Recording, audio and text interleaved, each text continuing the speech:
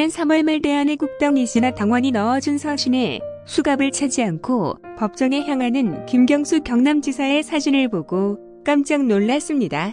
서울구치소 출장소의 안내문에는 70세 이상 노인 혹은 여성의 경우 수갑을 채우지 않을 수 있다고 적혀있기 때문입니다. 바로 그날 함께 운동을 나간 국정원 출신 수용자들 및 아는 교도관들에게도 이 같은 사실을 확인했습니다. 저를 비롯 이들 모두 70세 이하였기 때문에 수갑은 당연히 차야 한다고 믿고 있었고 다들 이 규정을 받아들였습니다. 심지어 70세 이상인 이병기, 남재준, 이병우 등 국정원장들도 수갑을 찼고 포승줄만 면제되었다는 사실을 확인했습니다. 최소한 본인이 확인한 바로는 문재인의 최측근 김경수만이 특별히 수갑을 차지 않았던 것입니다. 이에 3월 29일 본인은 구치소 측에 수갑을 차지 않을 기준과 방법을 알려달라는 보고전을 올렸습니다. 아무 답이 없었습니다. 이에 4월 1일 다시 같은 내용의 보고전을 올렸으나 역시 답이 없었습니다. 그 와중에 시사저널의 기사를 확인하니 서울구치소 측에서 박근혜 대통령 구속 이후 규정이 바뀌어 도주 우려가 없는 자는 구치소장 재량으로 수갑을 채우지 않을 수 있다는 해명을 했더군요. 말이 안 되는 변명입니다.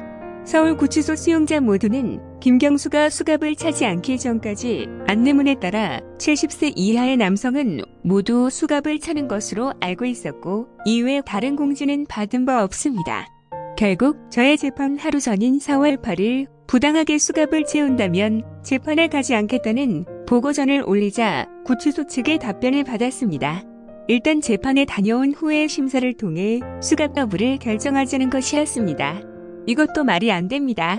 수갑을 차지 않을 수 있는 심사 절차가 있었다면 제가 1심 재판 때부터 공지를 받았어야 했습니다. 복잡할 것 없습니다. 원래 서울구치소의 내부 규정은 안내문 그대로 모두가 알고 있듯이 70세 이상 노인에 한해 수갑을 차지 않을 수 있는 게 맞습니다.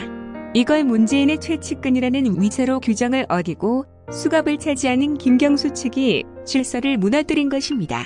김경수나 저나 모두 보석심리 재판입니다. 보석은 도주 우려가 없고 증거인멸 우려가 없으면 원칙적으로 허용하여 불구속 재판을 받도록 해주는 것입니다.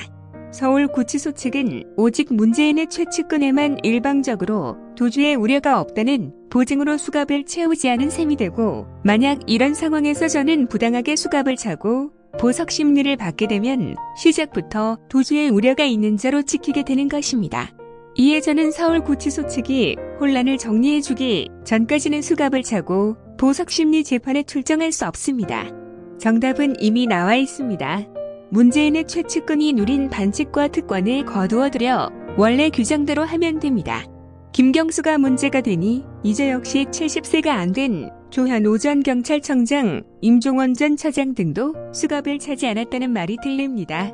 그럼 앞으로 서울구치소에 수용되는 모든 70세 이하 남성들에 대해 구치소 측에서 직접 도주 우려를 심사해서 수갑 착용 여부로 이를 공표할 것인지 답을 해주기 바랍니다.